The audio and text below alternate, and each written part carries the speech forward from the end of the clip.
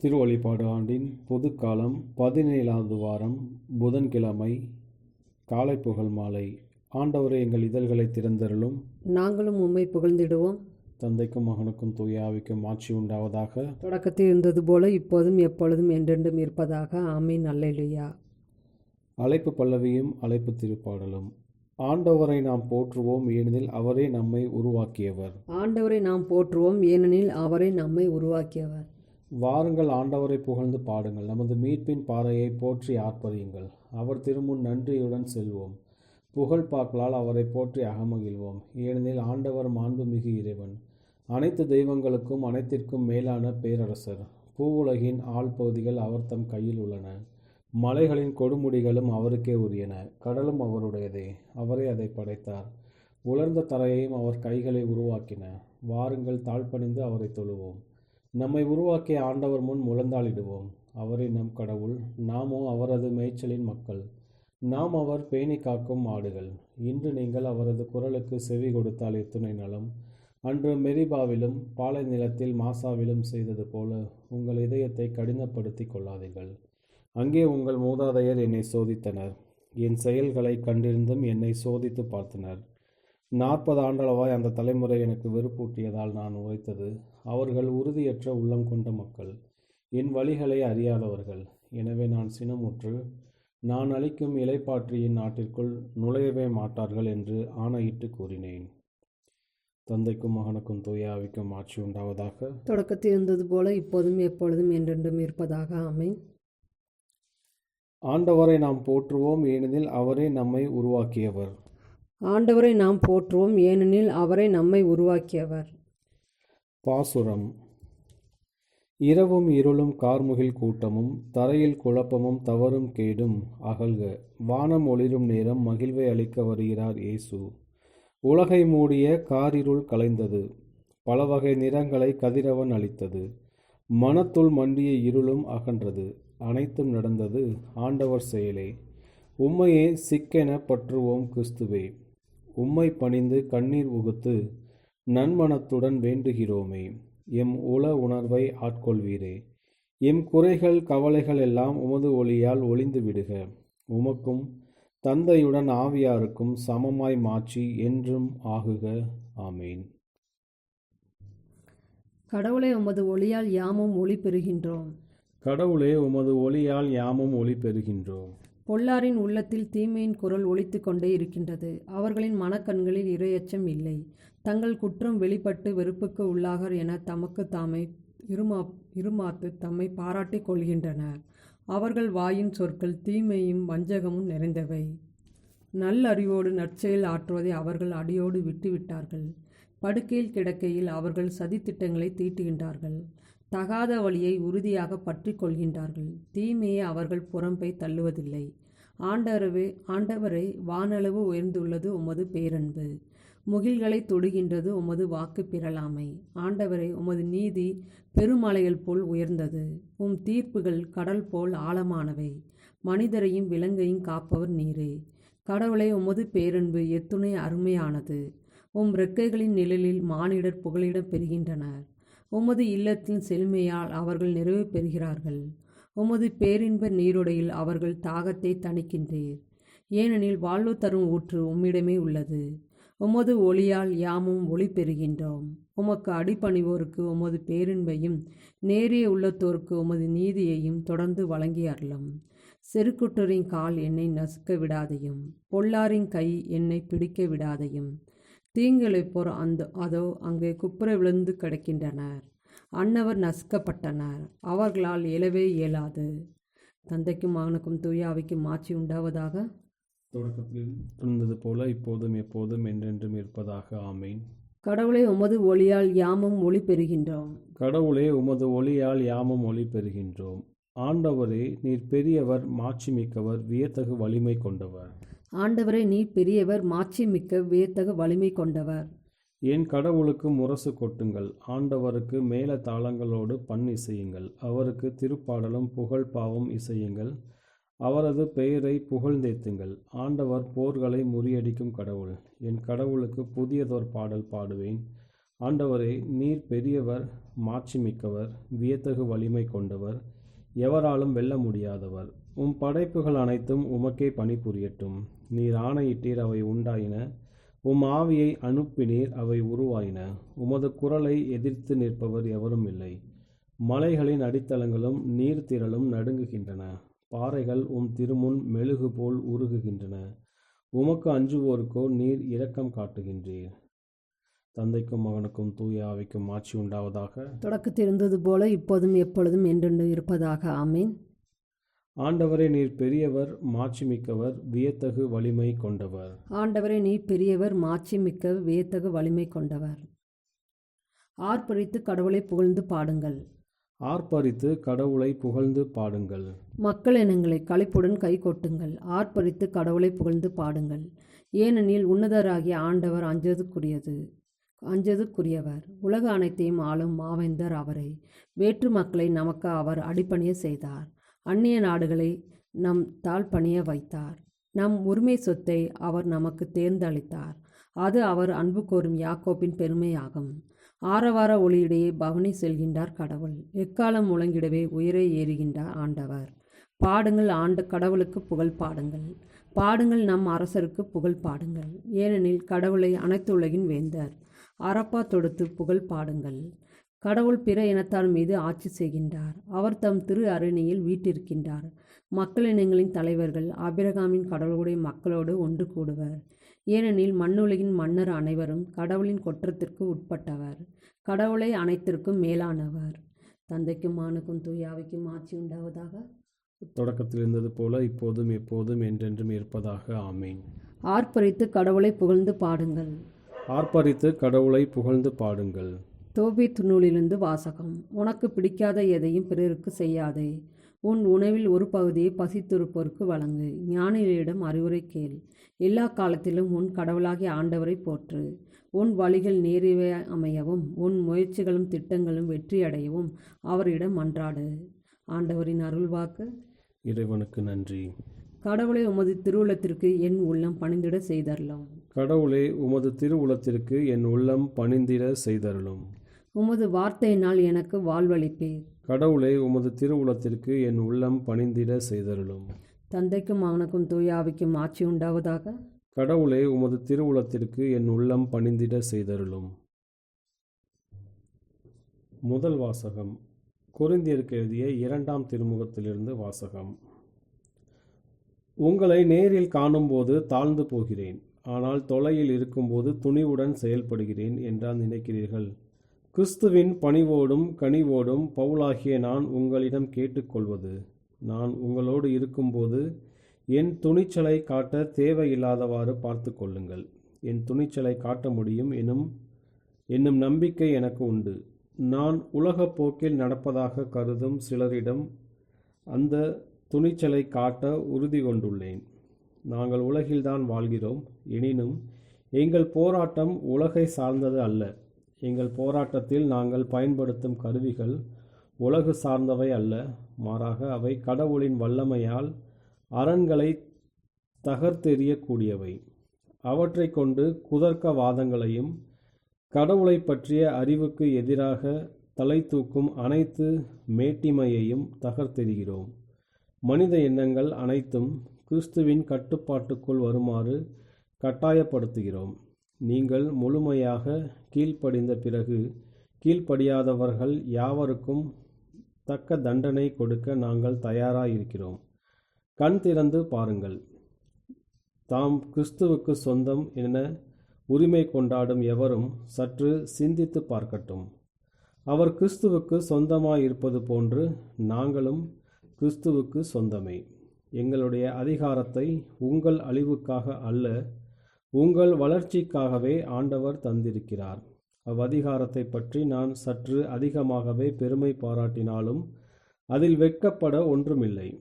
திருமுகத்தின் வாயிலாக மட்டும் உங்களை அச்சுறுத்துகிறேன் என நான் நினைக்கவில்லை. அவருடைய திருமுகங்கள் கடுமையானவை, ஆற்றல் மிக்கவை. ஆனால் அவர் நேரில் வந்தால் பார்க்க சகிக்காது, பேச்சும் எடுபடாது என்கிறார்கள். அப்படி சொல்பவர்கள் எங்கள் திருமுகங்களில் நாங்கள் வெளிப்படுவது போலவே நேரில் வரும்போதும் செயல்படுவோம் என்பதை புரிந்து கொள்ள வேண்டும். சிலர் தங்களுக்கு தாங்களே நற்சான்று கொடுக்கின்றனர். அவர்களோடு எங்களை சேர்த்து கொள்ளவோ ஒப்பிடவோ நாங்கள் துணியவில்லை. அவர்கள் தங்களையே அளவுகோலாக கொண்டு தங்களை அளவிட்டுக் கொள்கிறார்கள். தங்களை தாங்களோடே ஒப்பிட்டுக் கொள்கிறார்கள். இது அறிவீனம் அல்லவா? ஆனால் நாங்கள் அளவு மீறி பெருமை கொள்வதில்லை. அதற்கென்று எங்களுக்கு ஓர் எல்லை இருக்கிறது. அது கடவுளே வரையறுத்த எல்லை. அந்த எல்லைக்கு உட்பட்டே நாங்கள் நகர்வரை வந்தோம். உங்கள் நகர்வரை நாங்கள் வராமல் இருந்திருந்தால் அளவு மீறி பெருமை கொண்டவர்கள் ஆவோம். ஆனால் கிறிஸ்துவின் நற்செய்தியை அறிவிக்க உங்கள் நகருக்கு முதல் வந்தவர் நாங்களே. மற்றவர்களின் உழைப்பை காட்டி நாங்கள் பெருமை பாராட்டினால் அது அளவு மீறி செயல்படுவதாகும். நீங்கள் கொண்டுள்ள நம்பிக்கை வளர வளர உங்களிடையே நாங்கள் ஆற்றும் பணி விரிவடையும். கடவுள் வரையறுத்து கொடுத்த எல்லைக்குள்ளேயே இருப்போம் என்றே நாங்கள் எதிர்நோக்குகிறோம். இவ்வாறு உங்கள் எல்லைக்கு அப்பால் வாழ்வோரிடமும் நாங்கள் நற்செய்தியை அறிவிக்க முடியும்.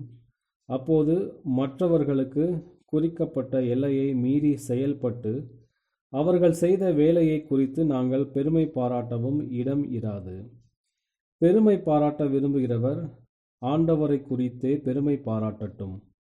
தமக்குத்தாமே நற்சான்று கொடுப்போர் அல்ல, மாறாக ஆண்டவரின் நற்சான்று பெற்றவரே ஏற்புடையவர் ஆவர்.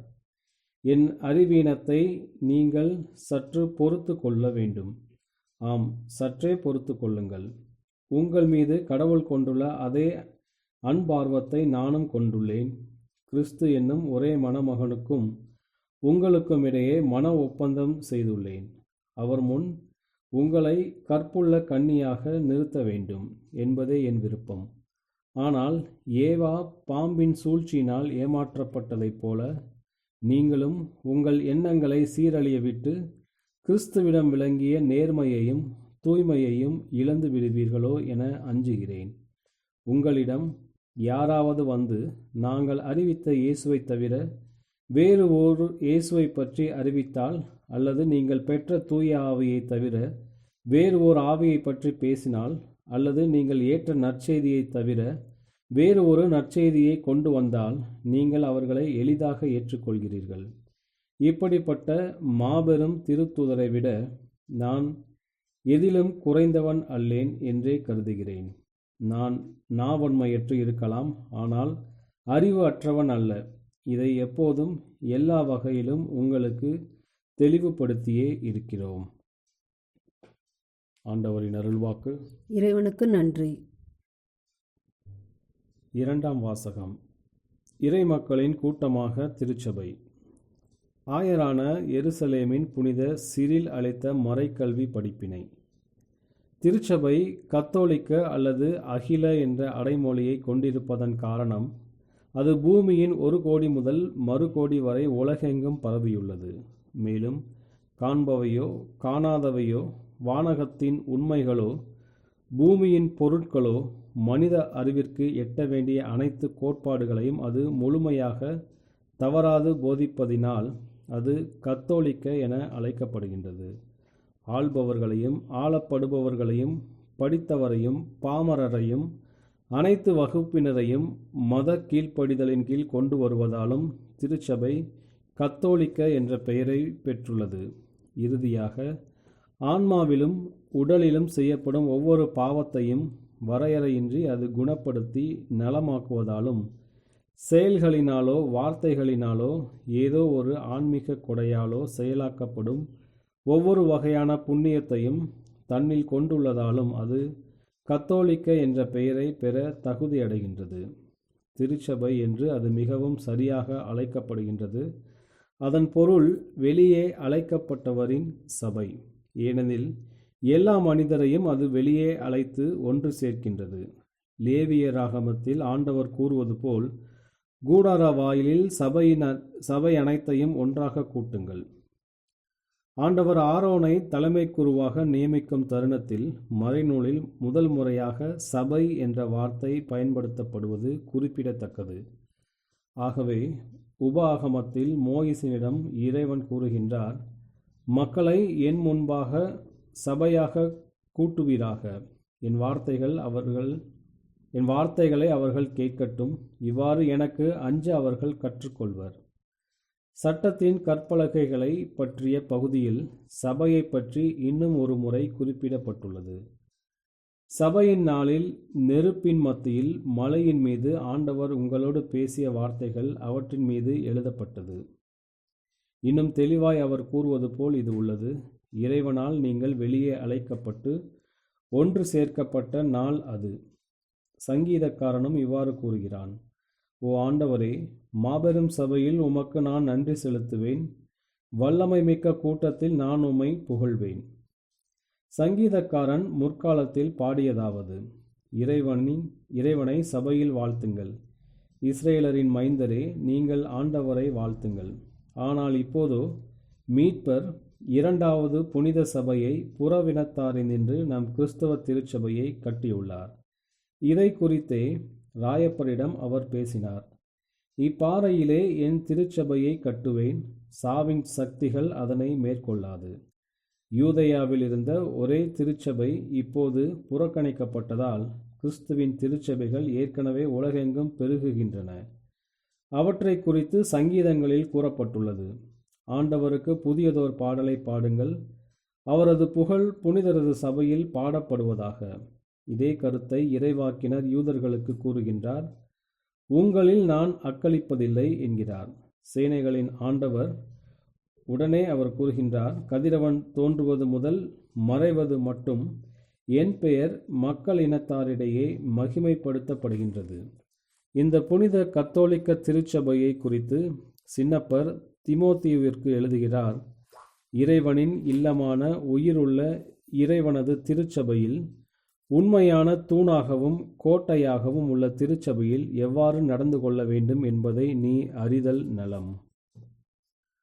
ஆயரான எருசலேமின் புனித சிரில் அளித்த மறைக்கல்வி படிப்பினை. இன்றைய நற்செய்தி வாசகம். மத்தேயு எழுதிய தூய நற்செய்தியிலிருந்து வாசகம். அக்காலத்தில் இயேசு மக்களை நோக்கி கூறியது: ஒருவர் நிலத்தில் மறைந்திருந்த புதையல் ஒன்றை கண்டுபிடிக்கிறார்.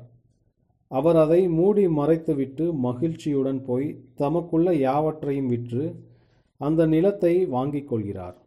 விண்ணரசு இப்புதையலுக்கு ஒப்பாகும். வணிகர் ஒருவர் நல் முத்துக்களை தேடி செல்கிறார். விலை உயர்ந்த ஒரு முத்தை கண்டவுடன் அவர் போய் தமக்குள்ள யாவற்றையும் விற்று அதை வாங்கிக் கொள்கிறார். விண்ணரசு அந்நிகழ்ச்சிக்கு ஒப்பாகும். ஆண்டவரின் அருள்வாக்கு. கிறிஸ்துவே உமக்கு புகழ். சக்கரியாவின் பாடலும் முன்மொழியும். ஆண்டவரே, உமது இரக்கத்தை எமக்கு காட்டியருளும், உமது உடன்படிக்கையை நினைவு கூர்ந்தருளும். ஆண்டவரே, உமது இரக்கத்தை எமக்கு காட்டியருளும், உமது உடன்படிக்கையை நினைவு கூர்ந்தருளும். இஸ்ரேலின் கடவுளாகிய ஆண்டவரை போற்றுவோம், ஏனெனில் அவர் தம் மக்களை தேடி வந்து விடுவித்தருளினார். தம் தூய இறைவாக்கின வாயினால் தொடக்கம் முதல் அவர் மொழிந்தபடியே அவர் தம் ஊழியராகிய தாவீதின் குடும்பத்தில் வல்லமையுடைய மீட்பர் ஒருவர் நமக்காக தோன்ற செய்தார். நம் பகலிடந்தும் நம்மை வெறுப்போர் அனைவரிடமிருந்தும் நம்மை மீட்பார். அவர் நம் மூதாதையருக்கு இரக்கங்காட்டி தமது தூய உடன்படிக்கையையும் நம் தந்தையாகிய ஆபிரகாமுக்கு அவரிட்ட ஆணையும் நிறைவேற்ற நினைவு கூர்ந்தார். இவ்வாறு நாம் பகைவரின் பிடியிலிருந்து விடுவிக்கப்பட்டு தூய்மையோடும் நேர்மையோடும் வாழ்நாளெல்லாம் அச்சமின்றி அவர் திருமுன் பணி செய்யுமாறு வழிவகுத்தார். குழந்தாய், நீ உன்னத கடவுளின் இறைவாக்கின எனப்படுவாய், ஏனெனில் பாவ மன்னிப்பால் வரும் மீட்பை அவர் தம் மக்களுக்கு அறிவித்து ஆண்டவருக்கான வழியை செம்மைப்படுத்த அவர் முன்னே செல்வாய். இருளிலும் இறப்பின் பிடியிலும் இருப்போருக்கு ஒளி தரவும், நம்முடைய கால்களை அமைதி வழியில் நடக்க செய்யவும், நம் கடவுளின் பரியுள்ளத்தாலும் இரக்கத்தாலும் இன்னிலிருந்து விடியல் நம்மை தேடி வருகிறது. தந்தைக்கும் மகனுக்கும் தூய ஆவிக்கும் ஆட்சி உண்டாவதாக. தொடக்கத்தில் இருந்தது போல இப்போதும் எப்போதும் என்றென்றும் இருப்பதாக. ஆமேன்.